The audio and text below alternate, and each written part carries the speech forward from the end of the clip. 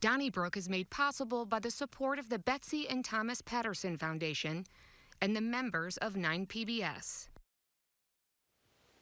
Thank you very much for joining us for another edition of Donnybrook. Great to have you aboard, and great to have Wendy Wiese from the Big 550 KTRS back on the panel where she belongs after a one-week absence. Not a suspension. Bill McClellan's with us from the St. Louis Post-Dispatch and STLtoday.com. You see Ray Hartmann's column on Substack. He's the founder of the Riverfront Times.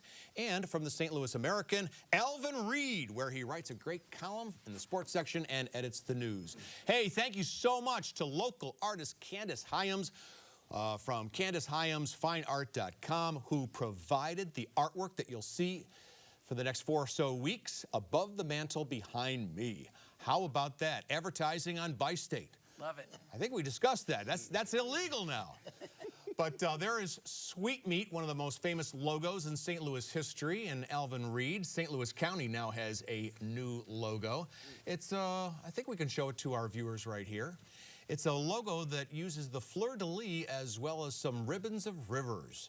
And Sam Page, in his State of the County address this week at the University of Missouri St. Louis, announced that this would be the county logo going forward. The county spent $90,000 for what you're seeing right there. Your opinions? Well, okay, first, I understand like rebranding and new logos. I've done that at newspapers that I've worked at, and I think we were doing that at RCGA for the time that I was working there. Don't have a problem with the $90,000. There's no accounting for taste, but I feel like the logo looks like the fleur-de-lis is part of a nuclear reaction kind of thing, like a split atom kind of deal. I just don't like it. And I wish I had got to see some of the other choices and maybe got to voice my opinion as to what maybe some of the other choices were. I have a problem with the amount. I mean, I don't know what people are paying these days, but that's more than the price of a full-time art director for a year in most places. So, yeah, I have a problem with it. I mean, only the county government would, or government, I should say, would manage, and seriously, most, and I want to say all art directors, but most, 90,000 would get you a full-time art director for a year, and they came up with that? I mean, I don't, look, I got a D+ in art, so I shouldn't say anything, but I will. I just think it's ugly. I don't disagree with your analysis, but I'm just saying, but I guess that is in the eyes of the beholder. And I don't know this, but that's in the eyes of the beholder. Wait, now part of it is like putting it on the stationery and putting it on vehicles, things like that. That could be part of the $90,000. That's all. It just doesn't say. It doesn't say we've got a county with a great future to me. I'm sorry. Go ahead. I was going to say, I don't care about these logos. I like jingles. Like, Save the USA. Then you shut, boy, are you dating yourself now. And says lovin', like something from the things that stay with you. I mean, these, the fleur-de-lis with the atom. Yeah. I mean, I don't know that that'll move any needle. We took text this morning, Jennifer and I did, and several people pointed out that it looked like a pot holder. And then a few people said it looked like a Girl Scout trefoil cookie. I don't There's nothing like wrong with a girl. The fleur-de-lis does not look like a fleur-de-lis to me. It does look like some kind of an atomic something or other. And well, you know what my concern is? Beauty is in the eye of the This week it's been reported again that Sam Page, the county executive, has been withholding federal funds, which are in his bank account, to worthy not-for-profits, which are waiting for the money. The not-for-profits that do great work in St. Louis County. So he's holding that money back, while at the same time he finds $90,000 for this logo. I will say, I'm on a not-for-profit, a 501c3, and we recently had a logo done to the tune of $1,000. Right. $1,000. This is not a $90,000 project. It could have been an art contest with the students I can tell you empirically, Kirkwood High or wherever. There is no business that would invest $90,000. Forget, even if it was the best logo in history, just not done. Plus, I'm kind of a Francophile. I love France, but my goodness, this city was founded by the French in 1764. What's our connection now? I mean, why are we using a French symbol for our logo? Because it's still on the flag for the city of St. Louis. But that's the city. I know. That's What I know. That's what I'm saying. So I would go there. Well, history, though. History. Yeah. Well, and I hate to say this because I was listening to Doug Moore. He was on with Heidi this afternoon. He's a spokesperson for the county. For Dr. Page, and he was talking about the fact that we need to brand the county. Do we? I mean, do we? But let's say do we really? I mean, people are they'll be perusing through their magazines and see a little logo and say, Eureka! I don't get it. Let's send the Olympics there. Yeah, Well, here's the deal. Yeah. Well, I agree with him. I don't disagree with Doug Moore saying that you can brand it, but if you're going to brand it, ask yourself, well, what do we want to brand ourselves as? Do we want to brand ourselves as a place to bring your tech firm? Or we want to bring, we want to grow in this way. We want to develop in this way. What says the future? Sweet meat. Sweet meat. That's right. Yeah. This does not say the future. Ray Hartmann. St. Louis County, worth any bounty. And that was off the top of my head. Okay, we got to move on. Topic number 2, and I'm going to cheat by using notes here because the president of the Board of Aldermen, Megan Green, threw a portal designed to gather community feedback on how the city should spend $250 million it received in a legal settlement with the St. Louis Rams and the NFL, Ray. She is asking people to weigh in online and vote for any number of 20 possibilities as to where the money should go. And let me just read a few because we only have a half hour. Establish a revolving redevelopment loan fund, establish a grant writing office, replacement of water mains, youth drivers education programming, I actually like that, traffic calming and pedestrian-friendly street design. She has aftercare for residents, for businesses. She also has some recreational facilities. Where are you casting your vote? Not. I mean, well, first of all, you can be cast. If I understand correctly, this is amateur hour. I mean, I'm sorry. The lack of leadership in this town across the board. We got this money in November of 21. It took a full year for the warring fiefdoms to divide up, what was it, 250 to the city and 169 to the county and 70 to the RGA. It took a full year to do that, and now it's taken 14 months, and anybody in Japan can vote on this thing. It's like, if you're going to put in if it's a city election, you want to have an election for some reason, or a vote, a referendum, you put it on the ballot.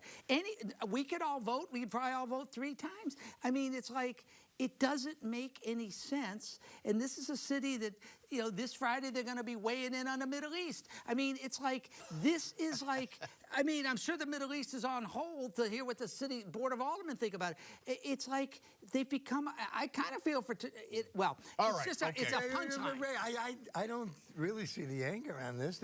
It's an effort to see what people want. And you, for a long time, suggested those mental health centers. Early on, while they were thinking. Right, the Hartmann mental health. Okay, so make fun of it. They're but not on it. It's an idea. I don't care about It is. That's what I'm saying. Alvin, what is an Alvin idea. think? Well, I think, there's that pedestrian safety and that other That's a good correlation. one.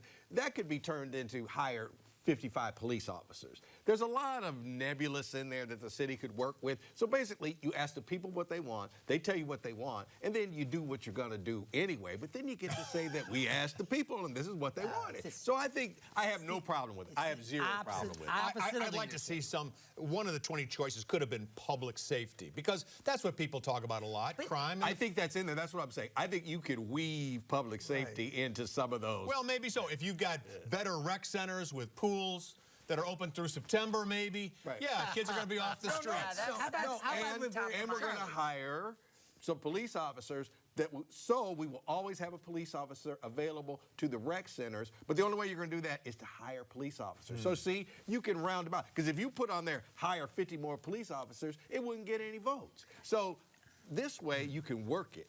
So I get it. I'm thinking of former aldermanic presidents. I'm thinking of former mayors. And I'm thinking that in this amount of time, that money would have been gone already. I mean, I think most of it probably would have. I don't know. Slade. I think it would have. Mayor Slade and Jim Shrewsbury weren't the fastest. I'll tell you what, moving Vince. I'll bet you Vince Shamel would have spent it by now. Vince Shamel would have spent it. Pretty quickly. I will say, not this week spent it. there was an economic summit, or not an economic summit, a crime summit that was hosted by the city. And it reminded me that 4 years ago at KMOX Radio, we had a crime summit with the police chief and the president of the board of aldermen. And since we had our crime summit, 2 of the participants are either now in jail or heading to jail. So anyway, it's possible that the money would have been spent inappropriately earlier. It's why you elect mayors and we're talking about the mayor. How about the county executive? They have got 170 million. But they have no leadership skill. You're the leader. You put forth your agenda. And you can make fun of me, but it didn't take me a year to come up with an idea saying, Hey, it was why an don't we idea. do I'm this? not really making fun No, of you. no, but I mean, it was the idea was city, county, let's address crime, on something we all agree on. That was the idea, and it took me a month or two after the rants while they were trying to decide how to divide it up. I agree with you, Ray. Where is the leadership in the city and county? They should be presenting. And the people who are being asked to spend time on the portal are trying to provide for their families. They're trying to send their kids to school. They've got their own problems. I would like to see the elected leaders lead. And how do you know they're from St. Louis? It's the internet. Okay. I don't. Quick time out. Speaking of crime, we lost criminologist Rick Rosenfeld from the University of Missouri St. Louis this week. He died at the age of 75. He had been a guest of our program Next Up 2 times, and by the end of the program, we will remember him through his own words. Okay, who do we go to next? I think it's you, Bill McClellan. Last year, you were pretty strong in your denunciation of the proposal by the Clayton schools to buy the property now owned by Caleres, formerly Brown Shoe, appraised at $33.5 million. This week, the Clayton schools came out and said, well, you know, we did err in communicating poorly, and so the school board apologized. But at the same time, they said, the district anyway, that there's another use for the school that we didn't mention, and that would be security. It could be a buffer zone between the high school and the real world. Are you buying that? Well, I'm not very enthused about that one, since Clayton High is an open campus, as I recall. Well, I mean, so the kids go off and they can go downtown for lunch if they want, so I don't know that they need a buffer. The whole thing is kind of interesting to me in that, you know, Clayton School District used to be almost like the zoo. You know, people wouldn't criticize it.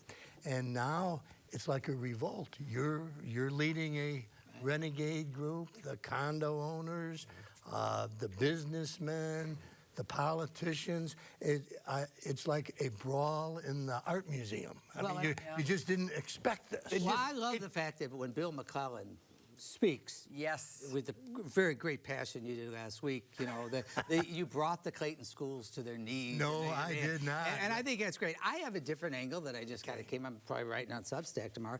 Talked to an architect named John Gunther, who is seems to be a very... He wrote a letter to Donnybrook last week. Oh, did he? Yes, well, he did. He He's a bright guy. The president of the society... I'm going to get it wrong, the Society of Architectural Historians. He's a St. Louis chapter, very well-spoken guy. He feels and that it ought to be at least examined as to whether the building that now bears Caleres' name has historical value that should be preserved. He makes the point that it could be, it's a great example of mid-century architecture. It's a very viable building. And I think, to his point, and the larger point is, everybody needs to just slow their roll a little bit. There's all these assumptions that, you know, I know you all got it, it's like end times in Clayton over a piece of property, but the point is, I mean, really, and it's not that big a problem. But here's the deal. No, it is a big piece of property. Ray, it's right near I-170. It's a prime piece of real estate. Oh, it's the front door, right? It's a prime piece of real estate. It's the front door to Clayton, unless you go in from the east, it's the back door. And Ray, it's generating taxes, and if it's owned by the schools, it won't generate any money. Here's the deal.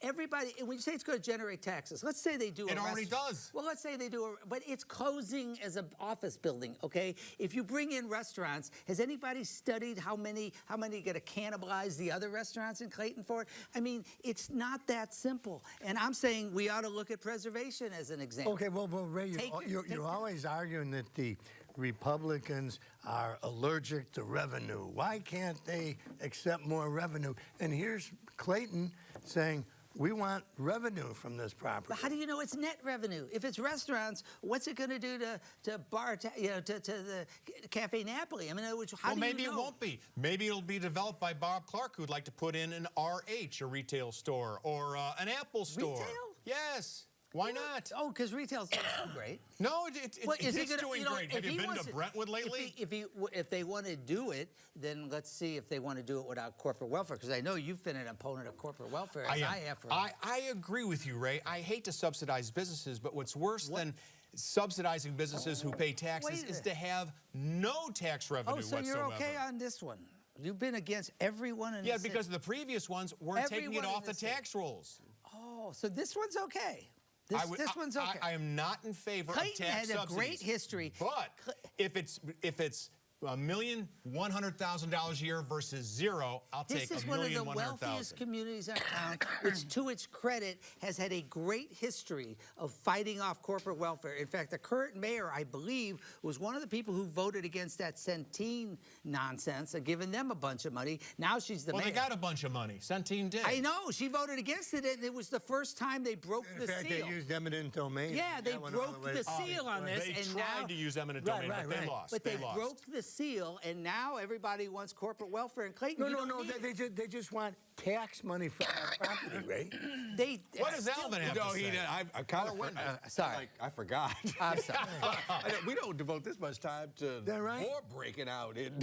I apologize. I don't know. Yeah, well, we should get back to the logo. I was just going to say, hey, the county, worth any bounty. Right. All right. Well, we'll see what happens. I believe there was an executive session of the Board of Education last night. I'm told there might be some sort of missive going out to the community, and there is a Board of Education meeting on January 17th for people who are interested. Let me ask you, Bill McClellan, about Wesley Bell's chief of staff. Wesley Bell, of course, the county prosecutor. His chief of staff, Sam Alton, has made more than $600,000 in the last 4 or 5 years, working part-time for a lot of small municipalities in St. Louis County. There are some who say that he should be focused directly and solely on his job with the county government. What say you? Well, I like Sam Alton a lot, but I do have misgivings about somebody having all these different jobs for the municipalities. And I also felt a little bad for Sam with the newspaper doing this $650,000 thing where that's over a period of years. So, and I thought that's a little unfair to say that, because it suggests the headline that he made that in a year, I thought. But I think it's wrong for a full-time county employee to have all these side gigs. I do. I wish that they didn't do that, but at the same time, because technically you're saying that, okay, you can't have another job other than what you're doing, but then now you're telling the guy that works, who fixes the vehicles, or the landscape, or the landscaper, that he can't have another job. So I don't want to go that far, but I will say that I immediately thought this dude raked like $600,000 last year. Right. And all of a sudden, I had a big problem with that. And then when you break it down, now I don't have as big a problem with it. Well, of course, and and everybody speaks so highly of Sam Alton. He's a very good guy. I don't have a problem with it. I know that I should. Well, I don't have a problem, and I draw a distinction between Sam Page getting a what we call side hustle for an indeterminate amount of money. He wouldn't say how much. He wouldn't say how much he worked, and he wouldn't say who paid it, okay, basically. And this is, whether you like it or not, and it was really pretty shoddy to use a number like 600 when you're talking, it's just not right. If it was 600 grand, I'd be saying no. But 60, I mean, that's ridiculous. For Sam Alton, this is all public money. It's all public record. Right. There's no issues with accountability. And to me, it's not really much of a story. I just don't think it's a... He aside from the fact that I think he's competent, it's just not it's a cheap shot. I mean, and it's different than somebody having a hidden revenues and you don't know what they are. What is it your dad always said about? Don't begrudge anybody Yeah, don't else's begrudge money. anybody else's money. And I tried not to. Yeah. I really do. But that was just funny. Like, oh, 65? Oh, that's cool. But 600? Oh, no, right. And you know, like, what is that about? Well, every man has his price, I guess. I will say, generally speaking, on this panel, everyone is doing this as a side gig, right? Outside of a we don't work full-time for job. Yes. But I we don't work for a municipality. It'd be nice if you could devote full time to your big employer. Call office. Yes. I'm available. Wendy Wiese. If you could buy located. Wendy, do this nightly? Okay. So as you know, Wendy, there are some states which are threatening to take Donald Trump off the ballot in 2024. So Jay Ashcroft, the Secretary of State from Missouri, said, okay, well, if that's fair for some states, maybe I'll take Joe Biden off the ballot in Missouri. Can he do that? Should he do that? First of all, I thought it sounded very much like tit for tat. I mean, that's how it came across. And when he was interviewed on CNN, he was a little, I think he was kind of a little short on the facts in terms of defending his case. But according to Missouri state law, in 2014, he is not even capable of doing something like that. Only the courts can do that. Because of a Missouri House candidate and then Secretary of State Jason Kander. You guys might have talked about this last week. No, we didn't, but first of all, it was, you said the key words, it was on CNN, I'm sure he was on Fox. You know, I am not at all a fan of kicking Donald Trump off the ballot. I mean, I just think it's stupid. But I will say that this is performative, is what this is. Yeah. I mean, there's no substances, and the fact that he don't care if we're talking about it, but nationally, he's running for a governor against, I think, a normal Republican and Mike Keogh and then a madman, and he needs MAGA time, and this is a good way to get it, and it's purely, there's no substance to it. Again, I don't agree with the... Well,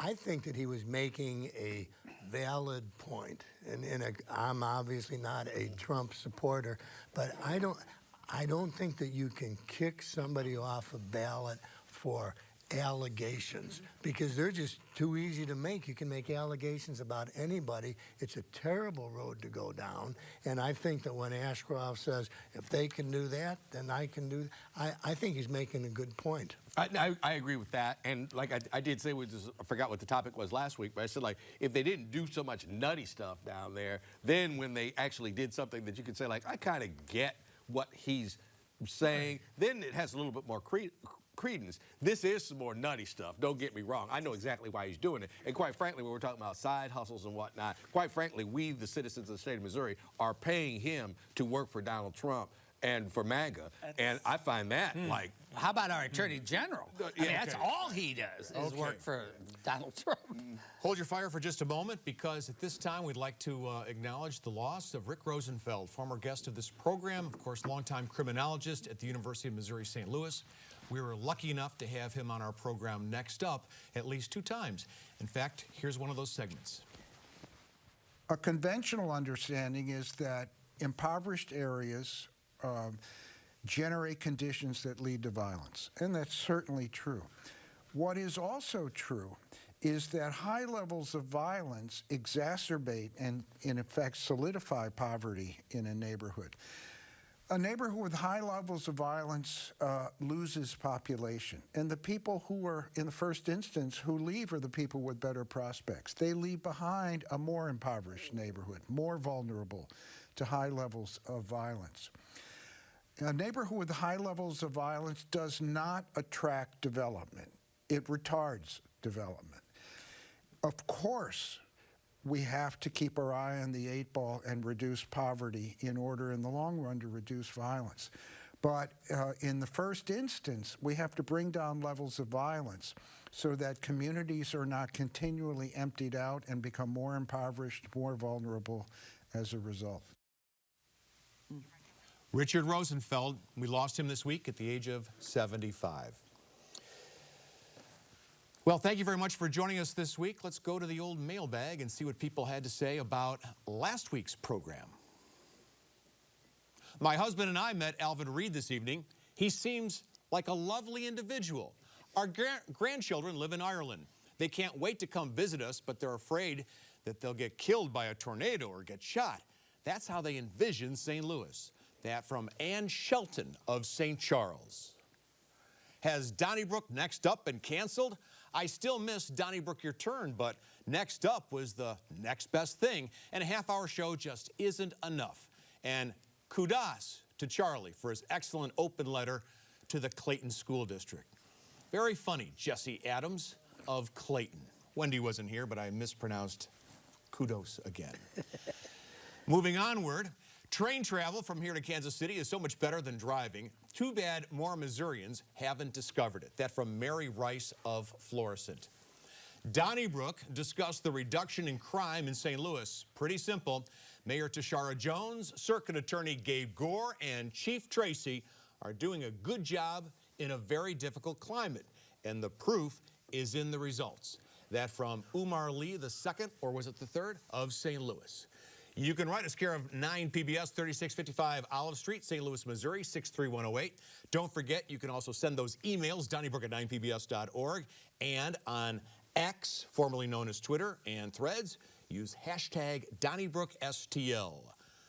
Call the 9 line at 314-912, or rather 314-512-9094, and listen to us on your favorite podcast source, Spotify, Apple, Google Play, and TuneIn. Well, that concludes this week's program. I think we have time for one kicker. Alvin Reid, the son of the coach for the Billikens, St. Louis University, has been discovered using a burner account. That means using phones that I guess aren't traceable to make comments online that are positive about the dad. Do you fault him for doing that? That's kind of a no-no. You're not supposed to do that. But it's his dad, and, you know, people are French frying, you know, the coach of the Billikens. So he's standing up for his dad. I mean, would your son do that for you? I was going to say, if I was getting pilloried, I'd look to my son and go, Jack, why aren't you doing that? I think my son would be doing the pillory. Get a move Okay. on. Good for him. Thank you so much. On that note, have a great week. We'll see you next week at this time. Donnybrook is made possible by the support of the Betsy and Thomas Patterson Foundation and the members of 9 PBS.